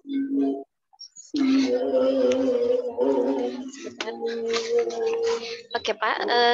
Saya ingin bertanya, bagaimana caranya kita mempertahankan sebuah komitmen gitu, ketika kita kehilangan semangat? Karena ketika kita down, motivasi dan planning awal yang sudah terstruktur gitu dengan rapih, terkadang tidak mampu mengembalikan semangat gitu. Dan kadang kita lupa dengan komitmen awal. Gitu, Pak. Terima kasih. Wow, ini pertanyaan yang luar biasa ya. Karena memang komitmen ini adalah salah satu hal yang paling penting untuk memastikan tercapainya sebuah goal. Komitmen ini dari segi katanya aja, huruf yang ada di dalamnya itu kalau dalam bahasa Inggris itu sedemikian rupa sehingga kata-katanya pun kompleks gitu ya. Dan komitmen ini memang adalah sesuatu yang nggak mudah. Komitmen ini datangnya dari dalam. Karena itu pada saat kita mencapai goal, dia juga harus melalui proses yang benar-benar membuat kita pada akhirnya melihat itu sebagai sesuatu yang penting untuk kita wujudkan. Jadi untuk bisa punya komitmen, sebenarnya dalam dunia coaching, di dalam perusahaan tuh udah ada yang namanya internal coach dan di luar sana ada yang namanya professional coach. Saya lagi nggak mau cerita tentang itu, tapi komitmen itu dalam proses sebuah coaching, itulah muaranya. Bagaimana seseorang akhirnya, pertama, timbul kesadaran. Timbul kesadaran tentang pentingnya sesuatu hal yang ingin diwujudkan. Yang mau dijadikan goal. Ya. Jadi, kalau kita mau punya komitmen, kita harus punya goal yang menurut kita memang penting. Oke? Satu. Jadi, goal itu penting, satu. Yang kedua, kalau kita mau punya komitmen, kita harus melihat bahwa pencapaian goal itu berarti. Ya, kalau goal itu tercapai, maka saya akan wow, happy sekali. Maka saya akan merasa sangat bangga. Jadi ada unsur emosi yang ada di dalam komitmen itu. Yang ketiga, supaya kita komit, kita perlu tahu bahwa setiap goal yang kita capai itu akan mengantarkan kepada pencapaian besar yang kita canangkan secara jangka panjang. Kalau dalam dunia coaching ada yang namanya dream gitu ya. Jadi goal itu adalah pecahan dari dream yang kita ingin capai. Jadi langkah-langkah kecil untuk mewujudkan impian besar itu kita bikin menjadi goal. Ada yang sifatnya goal jangka pendek, jangka menengah, maupun jangka panjang. Supaya kita bisa punya komitmen, pertama, goal itu harus penting buat kita. Kedua, goal itu memang harus bisa memberikan perubahan buat kita kalau kita mencapainya. Dan ketiga, goal itu harus bisa memberikan rasa bangga buat kita kalau itu bisa terwujud. Jadi, kalau kita sudah pernah punya goal, lalu kemudian kita merasa nggak semangat, hanya ada dua kemungkinan. Mungkin goal itu terlalu tinggi, sehingga susah untuk mencapai. Anda sendiri udah nggak semangat ketika ingat tentang itu goal. Nah, ada istilah go for a low hanging fruits. Supaya goal itu tercapai, teman-teman harus berani buat goal yang kecil-kecil dulu. yang memang bisa kejangkau. Karena ketika Anda mencapai satu goal, katakanlah sekarang ada di sini ya. Ketika Anda mencapai goal yang di sini, maka Anda sudah naik kan ya. Dari yang tadinya di bawah sini ke sini. Dan tujuan Anda ke sini kan ya, goal besarnya tadi ya.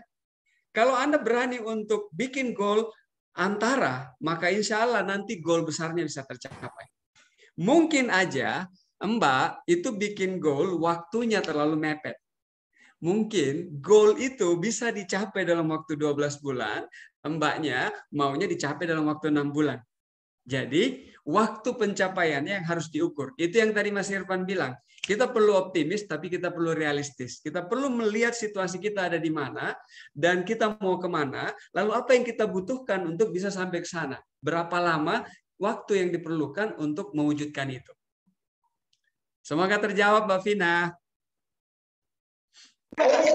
Iya Pak, terjawab. Terima kasih banyak. Sama-sama.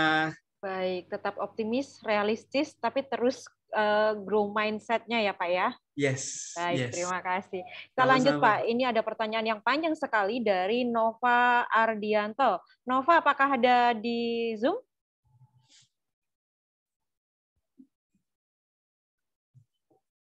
Baik, saya wakili ya Pak ya. Nah, Yes. ini pertanyaan dari Nova, Pak. Orang India banyak sekali menjadi CEO hebat di perusahaan teknologi terbesar di Amerika, seperti CEO Google, Twitter, Microsoft, IBM, dan masih banyak lagi orang India yang menjadi CEO perusahaan global. Kalau dibandingkan dengan Indonesia, dari segi kualitas pendidikan lebih memadai di Indonesia. Teknologi juga lebih memadai, dan pendapatan per kapita di Indonesia juga lebih besar dibandingkan di India. Akan tetapi, jarang sekali orang Indonesia terdengar jadi CEO perusahaan terkemuka di Amerika. Apa yang perlu dicontoh dan dipelajari dari kepemimpinan orang India ini yang bisa dijadikan motivasi Nova dan kawan-kawan sebagai calon CEO, dan apa yang perlu teman-teman mahasiswa tanamkan dalam dirinya sebagai calon CEO yang sukses di masa depan. Nah, tepat sekali nih, kita belajar dari CEO yang juga hebat hari ini, Pak Andi. Mangga, Bapak. Wow. Pertanyaannya, Mbak. Pertanyaannya luar biasa ini. Fenomena yang menarik gitu ya. Orang Indonesia ini pinter-pinter. Kita harus akui kreatif. Dan sebenarnya kalau kita lihat banyak sekali CEO kelas dunia yang ada di Indonesia. Pertanyaannya, kenapa kok kita lebih sering ngelihat orang dari India, mungkin dari negara lain yang justru bisa berkibar dan menjadi CEO hebat di perusahaan-perusahaan multinasional, terutama di Amerika sana ya. Salah satu yang saya lihat adalah rasa percaya diri yang mereka bangun sebagai sebuah bangsa. Oke. Orang India itu punya perasaan sebagai orang bulenya Asia. Jadi ada kebanggaan yang ditanamkan di dalam dirinya bahwa mereka ini sekelas dengan bule-bule itu tadi. Satu.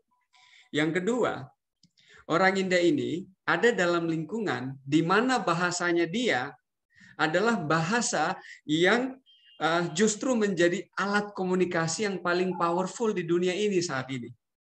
Mereka berbahasa Inggris itu sebagai second language gitu. Dalam banyak hal, mungkin kesehariannya mereka pakai bahasa Inggris.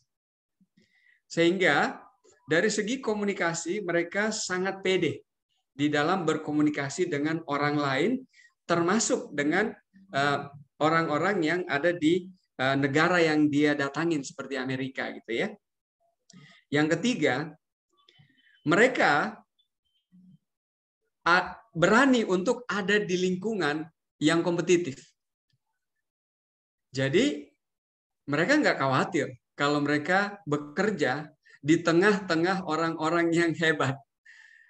Dan memang mereka cari itu. Mereka mencari lingkungan di mana dia bisa kalau orang bilang unleash gitu ya, unleash their potential gitu ya, mengeluarkan potensi yang dia punya karena dia berada di lingkungan yang tepat. Jadi kalau menjawab pertanyaannya Mas Novi, Mas Nova ya? Nova Ardianto, Bapak. Mas Nova Ardianto, pertama, kita perlu memilih berada di lingkungan yang tepat. Jangan takut untuk berkarir di luar negeri. Karena kalau dia berkarir di negaranya sendiri, kemungkinan dia nggak bisa jadi CEO di Amerika, betul nggak? Harus berani untuk berkarir di negara mana.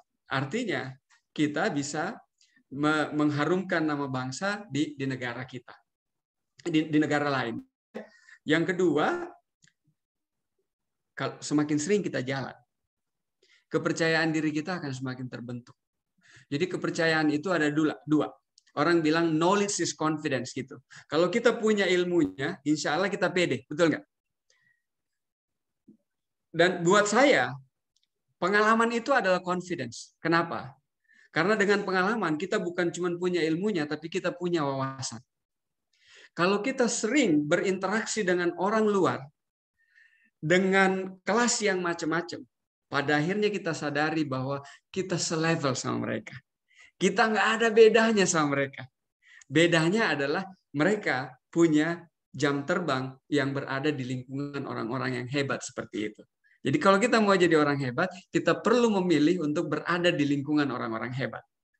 Kalau kita mau jadi CEO di perusahaan di negara seperti Amerika, kita perlu berani untuk bekerja di negara sana, sekolah di negara sana gitu misalnya. Bahkan membangun karir dari level bawah sekalipun untuk sampai ke atas gitu. Dan yang ketiga buat saya, kita perlu meniru apa yang dilakukan oleh Pak Aam Bastaman.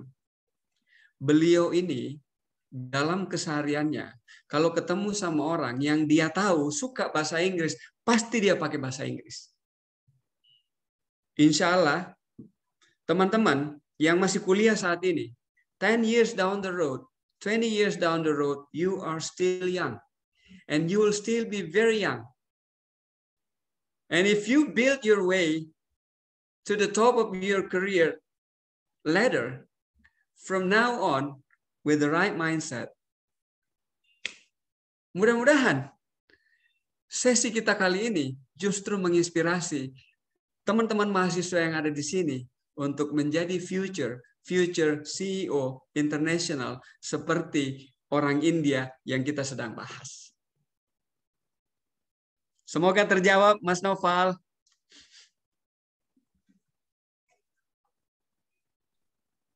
Baik. Nah, ini sebenarnya masih ada beberapa pertanyaan, Pak, akan tapi pertanyaannya hampir-hampir mirip ya, Pak ya. Yes. Nah, mungkin boleh Pak Andi memberikan closing statement-nya kepada para mahasiswa kita di sore ini. Oke. Teman-teman mahasiswa Trilogi University tercinta, Anda adalah masa depan negeri ini. Anda memiliki potensi yang jauh lebih besar dari apa yang pernah Anda bayangkan. Anda memiliki masa depan yang cemerlang yang menanti Anda di depan sana. Persiapkan diri Anda dari hari ini dengan terus belajar. Karena kalau Anda terus belajar, Anda akan bertumbuh. Persiapkan diri Anda dengan terus membuka wawasan.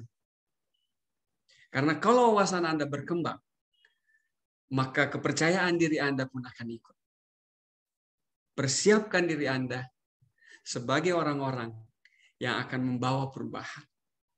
Kalau hari ini kita sering mendengar orang-orang dari negara lain di Asia yang menjadi CEO di negara-negara maju, maka 5 tahun yang akan datang, 10 tahun yang akan datang, 15 tahun yang akan datang, 20 tahun yang akan datang, Anda dan generasi-generasi kita berikutnya adalah orang-orang yang akan menjadi kebanggaan kita, karena pada akhirnya Andalah yang akan membuka jalan untuk mengibarkan bendera bahwa Anda bisa jadi CEO di negara-negara maju sekelas Amerika sekalipun. Terima kasih. Sukses buat kita semuanya. Assalamualaikum warahmatullahi wabarakatuh. Waalaikumsalam warahmatullahi wabarakatuh. Boleh tepuk tangan teman-teman untuk Bapak Andi Akmar, luar biasa sekali ya pemaparan dan closing statement dari beliau. Mungkin masih ada beberapa pertanyaan yang tidak terjawab, akan tapi jawabannya hampir sama-sama ya teman-teman, karena pertanyaannya Bu Febri lihat hampir sama dengan yang sudah terjawab oleh Bapak. Baik, Pak Andi mohon apakah berkenan memilih 2 penanya terbaik, Bapak mohon izin. 2 penanya terbaik ya. Yang pertama itu adalah yang pertanyaannya terakhir tadi. Nova. Yang mau jadi CEO internasional itu ya, Mas Noval ya. Baik, satu lagi Mas Bapak Noval, mohon izin. Ya. Dan yang kedua adalah Mbak Kosi. Baik, Mbak Kosi. Baik, terima kasih Bapak. Selamat sekali lagi untuk Nova dan Kosi. Luar biasa sekali ya teman-teman. Semuanya baik, semuanya terbaik, tapi selalu memang ada yang harus dipilih. Nah gitu ya Pak ya. Baik, terima kasih. Baik, mohon izin menyimpulkan dari pemaparan materi Bapak Andi, kemudian sesi diskusi kita hari ini. Yang pertama, life is learning, and learning is about never-ending process. Bukan tentang seberapa besar masalah yang kita hadapi, tapi yang paling penting adalah bagaimana percaya diri, optimisme, komitmen, dan usaha kita untuk menyelesaikannya. 3 hal yang paling penting dalam berorganisasi. Vision, managing, and leading. Semuanya 3 aspek yang saling mendukung. Kalau kita mau sukses, maka maju terus, pantang mundur, terus bergerak. Semangat, kuat, tangguh, dan bertanggung jawab pada diri kita dan hidup ini. Karena menyerah bukan pilihan, masih ada harapan bagi orang yang terus berdoa dan berusaha. Percaya kepada diri kita dan kuasa Tuhan. Keep trying and be strong. Milikilah mindset dan lingkungan yang tepat, berani keluar dari zona nyaman, dan kuasai bidang yang Anda sukai. Jadilah orang yang bisa memberi perubahan yang lebih baik dimanapun Anda berada. Keep trying and be tough. Lakukan proses yang lebih baik, maka hasil akan mengikuti. Teruslah belajar dan berproses untuk lebih baik dengan inovasi, kreativitas, dan kerjasama atau kolaborasi. Boleh tepuk tangan sekali lagi teman-teman supaya lebih semangat. Hari ini kita sudah belajar ilmu yang sangat luar biasa dari Bapak Andi Akmar. Tentunya kita sangat bersyukur Bapak, terima kasih hari ini Bapak Andi yang sangat luar biasa sudah berkenan memberikan inspirasi wawasannya kepada mahasiswa kami di kuliah umum hari ini. Sekali lagi kami ucapkan terima kasih Bapak Andi Akmar, dan tentunya kami juga mengucapkan terima kasih sekali kepada koordinator mata kuliah kita yang luar biasa, Bapak Hendian Syahputra, yang selalu melit kita ya untuk bisa bekerja sama sehingga tercipta 3 kuliah umum berturut-turut. Dan tentunya semua ini tidak akan pernah berhasil tanpa adanya Bapak Ibu pengampu kepemimpinan dan manajemen. Ada Bapak Dr. Aam Bastamar yang luar biasa, ada Bapak Yogi Pramudia yang luar biasa, ada Bapak Asman Habizet, ada Bapak Ahmad Mahbubi, Ibu Eva, kemudian ada Bapak Beni, Bapak Rizal, dan Bapak Dr. Kabul Wahyu Utomo. Dan tentunya semua ini tidak akan pernah berhasil dan tidak akan pernah keren tanpa mahasiswa yang keren-keren. Boleh sekali lagi tepuk tangan. Ya, tepuk tangan buat mahasiswa. Baik, dan tentu saja Bapak Ibu mohon izin, di sini juga ada seseorang yang sangat luar biasa dan senantiasa membantu gitu ya, dan senantiasa memberikan masukan. Di sini ada Mas Dika. Boleh tepuk tangan untuk Mas Dika yang selalu membantu pelaksanaan kuliah umum kita selama 3 minggu ini. Baik, teman-teman, mohon izin Bu Febri mengingatkan bahwa untuk presensi sudah disampaikan melalui kolom chat, begitu juga dengan materi dari Bapak Andi Akmar yang sudah sangat luar biasa hari ini, semuanya sudah disend melalui kolom chat. Nanti untuk yang ketinggalan, nanti bisa menghubungi dosen pengampu masing-masing. Baik, tak terasa, sampailah kita di penghujung acara. Kami segenap panitia mengucapkan terima kasih atas partisipasi dan semangat dari seluruh hadirin, narasumber kita yang sangat luar biasa, peserta, dan tentunya panitia. Semoga dari kegiatan ini dapat membawa kebermanfaatan bagi kita semua, sehingga dapat meningkatkan kualitas jiwa leadership mahasiswa Universitas Trilogi. Amin, amin ya rabbal alamin.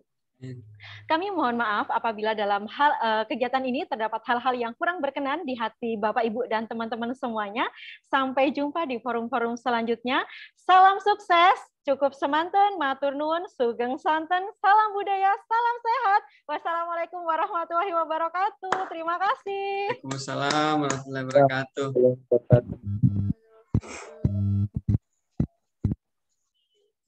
Terima kasih Bapak Andi Akmar. Sekali lagi Terima kami kasih Pak Andi ucapkan. Akmal.